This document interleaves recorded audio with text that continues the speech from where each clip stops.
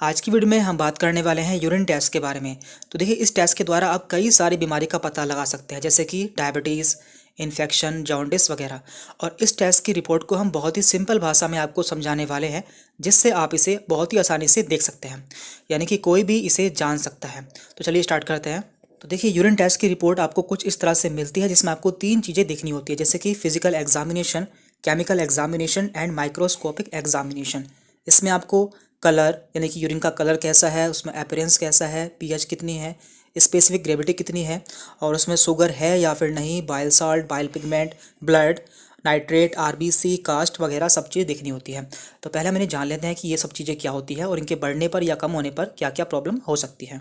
आप सभी जानते होंगे कि यूरिन क्या होता है। यूरिन हमारे शरीर में बनने वाला वेस्ट मटेरियल होता है, जो कि हमारे किडनी में बनता है, यानी कि इसका निर्माण किडनी में होता है। अब जान लेते हैं कि इसमें क्या क्या होता है। देखिए, यूरिन में 95% वाटर होता है, यानी कि इसमें 95% पानी होता है।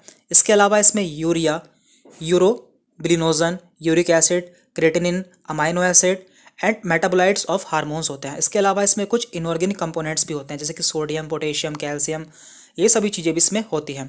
तो ये कुछ ही मात्रा में होती हैं। यदि ये मात्रा इनकी बढ़ जाती है तो हमें बीमारी हो सकती है, या फिर हमारे शरीर में कोई बीमारी हो सकती है। पहले यहाँ पे हम कुछ टर्म देख लेते हैं जो कि यूरिन से रिलेटेड है। तो यहाँ पे पहले है एन्यूरिया। इसका मतलब होता है कंप्लीट स्टॉपेज ऑफ यूरिन, यानी कि यदि किसी का यूरिन बिल्कुल बंद हो गया है या फिर उसे बिल्कुल यूरिन पास नहीं हो रहा है, तो उसे हम कहते हैं एन्यूरिया।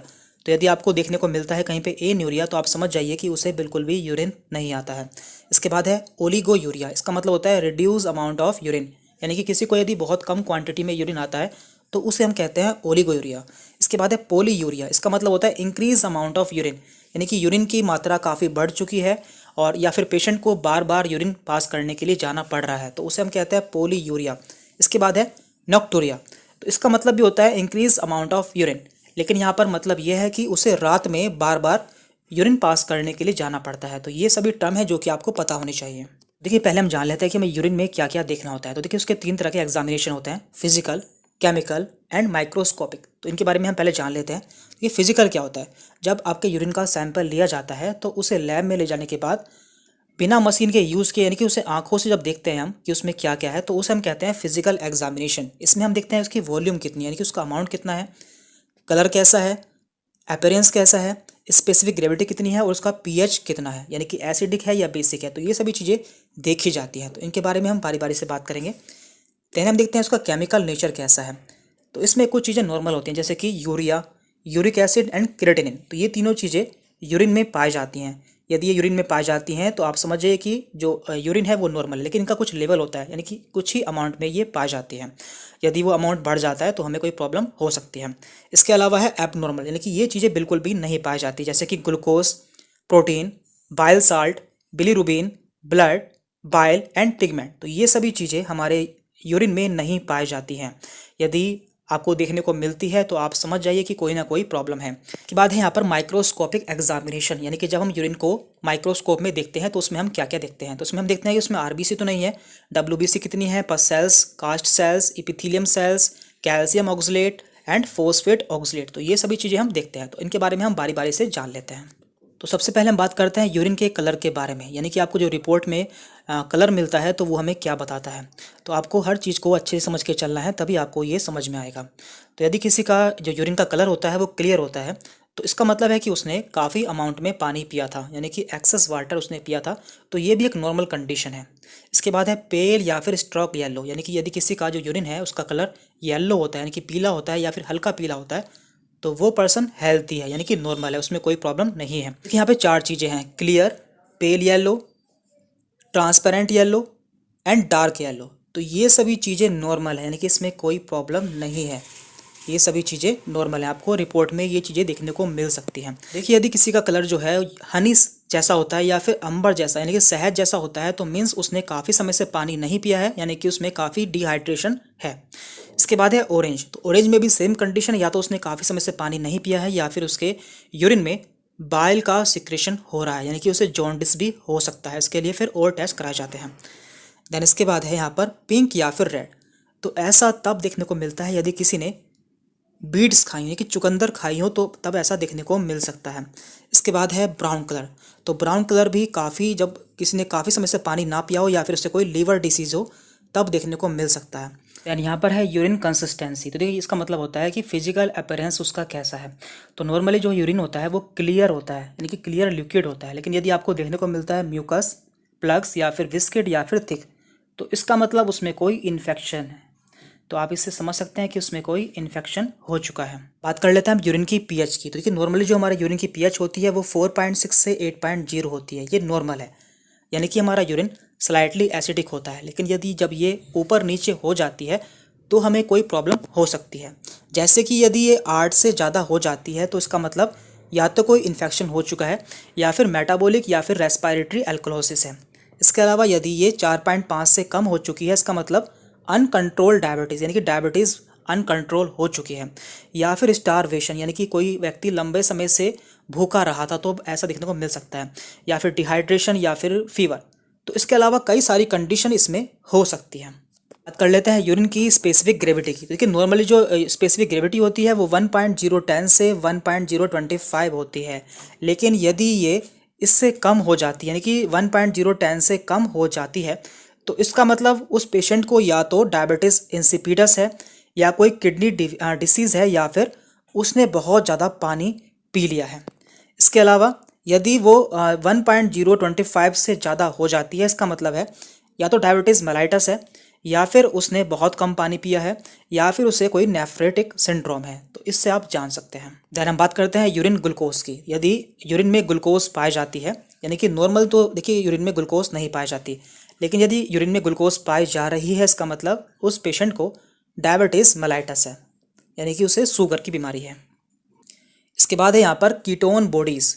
देखिए नॉर्मली जो हमारे यूरिन में कीटोन बॉडीज़ नहीं पाई जाती हैं, लेकिन यदि आपको ये देखने को मिलती हैं तो आप समझ जाइए या तो उसे डायबिटिक कोमा है या फिर स्टारवेशन है या फिर प्रोलॉन्ग्ड वोमिटिंग, यानी कि उसे लंबे समय से उल्टियाँ हो रही हैं जिसकी वजह से उसे कीटोन बॉडीज़ देखने को मिल सकती हैं। यहाँ पर है ब्लड इन यूरिन। देखिए नॉर्मली हमारे यूरिन में ब्लड नहीं पाया जाता, लेकिन यदि आपको यूरिन में ब्लड देखने को मिल रहा है, यानी कि आपको रिपोर्ट में ब्लड देखने को मिल रहा है, इसका मतलब आपको कोई किडनी डिसीज़ है, यानी कि पेशेंट को कोई किडनी डिसीज़ है। और यदि ब्लड का कलर ब्राइट रेड है इसका मतलब उसे हेमरेज हुआ है, यानी कि कहीं से ब्लड का लीकेज हुआ है।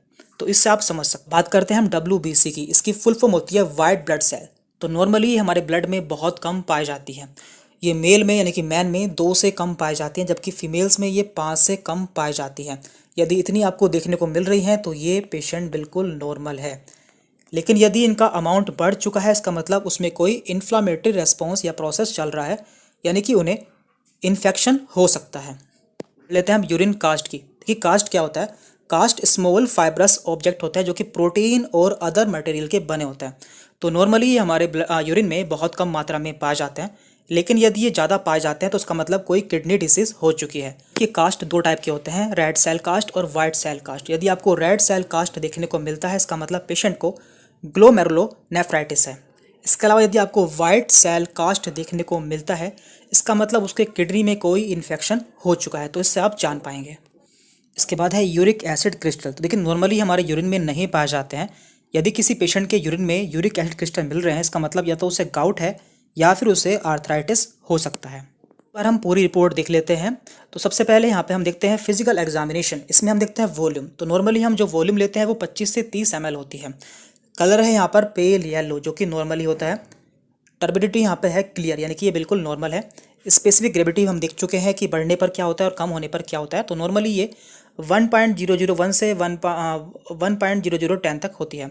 पीएच यहाँ पर 5 से 8 या फिर 4.5 से 8.0 हम देख चुके हैं, इतनी होती है। इसके बाद इसमें ग्लूकोज नहीं पाया जाता, नॉर्मली प्रोटीन्स नहीं पाई जाती, कीटोन बॉडीज़ नहीं पाई जाती, बिलीरुबिन नहीं पाया जाता, यूरोबिलिनोजन नहीं पाया जाता। तो ये सभी नहीं पाए जाते हैं।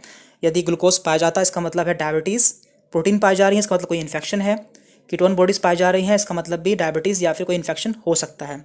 यदि बिलीरुबिन पाया जा रहा है इसका मतलब जॉन्डिस है, यानी कि उसे पीलिया हो सकता है। यहाँ पर है माइक्रोस्कोपिक एग्जामिनेशन। इसमें हम देखते हैं आरबीसी। तो आरबीसी नहीं पाई जाती। WBC 2 से 3 पाई जाती हैं। यदि ज़्यादा पाई जा रही है इसका मतलब कोई इन्फेक्शन है। पस सेल भी बहुत कम पाई जाती है। देन इपिथीलियम सेल भी नहीं पाई जाती। कास्ट आपने देखा है नहीं पाया जाता है नॉर्मली। एंड क्रिस्टल भी इसमें नॉर्मली नहीं पाए जाते। तो यदि आपको यूरिक एसिड के क्रिस्टल देखने को मिल रहा है इसका मतलब उसे गाउट या फिर आर्थराइटिस है। और हम ये रिपोर्ट भी देख लेते हैं। तो यहाँ पे है कलर, तो कलर है इसका पेल येलो, यानी कि कलर इसका बिल्कुल नॉर्मल है। अपीयरेंस क्लियर है, ये भी नॉर्मल है।